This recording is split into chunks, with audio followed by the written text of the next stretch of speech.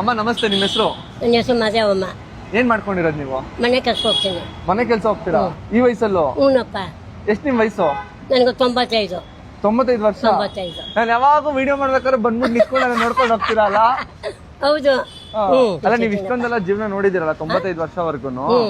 ನಿಮಗೆ ಯಾವ ಟೈಮಲ್ಲಿ ಮನುಷ್ಯನ ಜೀವನ ಕಷ್ಟ ಅಂತ ಅನ್ಸುತ್ತೆ? ಅಂದ್ರೆ ಚಿಕ್ಕವರಾಗಿದ್ದ ಕಷ್ಟ ಅನ್ಸುತ್ತಾ, ಇಲ್ಲ ದೊಡ್ಡವರಾಗಿದ್ದ ಕಷ್ಟ ಅನ್ಸುತ್ತಾ, ಇಲ್ಲ ವಯಸ್ಸಾಗಿದ್ದ ಕಷ್ಟ ಅನ್ಸುತ್ತಾ? 15 ವರ್ಷದಿಂದ 15 ವರ್ಷಕ್ಕೆ ನಂಗೆ ಕಷ್ಟ ಆಗಿತ್ತು. 25 ವರ್ಷ ಗಂಟ ಕಷ್ಟ. ನಮ್ಮ ಯಜಮಾನ್ ಸತ್ತು ಅಂದ್ಮೇಲೆ ಇವಾಗ ನೆಮ್ಮದಿಯಾಗಿದ್ದೀನಿ. ಯಾಕೆ, ಏನ್ ಮಾಡ್ತಾ ಇದ್ರು ಯಜಮಾನ್ರು? ಅಯ್ಯೋ, ಕುಡ್ಕೊಂಡ್ಬಂದು ಹೊಡೆಯೋದು ಬಡಿಯೋದು ಅದೆಲ್ಲ ಮಾಡ್ತಿದ್ನಪ್ಪ. ಹೌದಾ? ಈಗ ಒಂದ್ ಸತ್ ಮೇಲೆ ನೆಮ್ಮದಿಯಾಗಿದ್ದೀನಪ್ಪ ನಾನು. ಅಲ್ಟಿ ಇದು. ಇಷ್ಟೆಲ್ಲ ಹೊಡಿತಾ ಇದ್ದಾಗ ಅವ್ರನ್ನ ಬಿಟ್ಟೋಗಿಲ್ವಾ ನೀವು? ನಾನು ಇಲ್ಲ, ನಾನು ಹಿಡ್ಕೊ ಹೊಡಿತಿದ್ದೆ. ನೀವು ಹೊಡಿತಿದ್ರಾ? ನಾನು ಹೊಡಿತಿದ್ದೆ. ಯಾಕೆ ಹೊಡಿತೀಯ? ನಾನು ತಂದಾಕೋದು, ನೀವು ಕುಂತ್ಕೊ ತಿನ್ನೋದು. ಯಾಕೆ ನಾನು ಹೊಡಿತೀನಿ ನೀನು ಅಂತ ಕೇಳ್ತಿದ್ದೆ ಅಂತ ನೀವ್ ಅನ್ಸ್ತಿದ್ರಿ? ಅನ್ನ ಹಾಕ್ತಿದ್ದೆ. ಸೂಪರ್.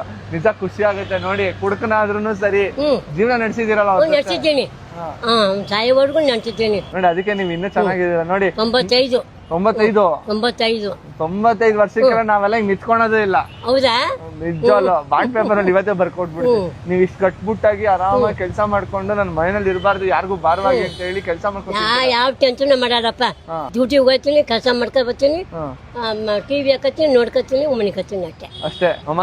ನೀವ್ ಇನ್ನೂ 90 ವರ್ಷ ಬದುಕಿ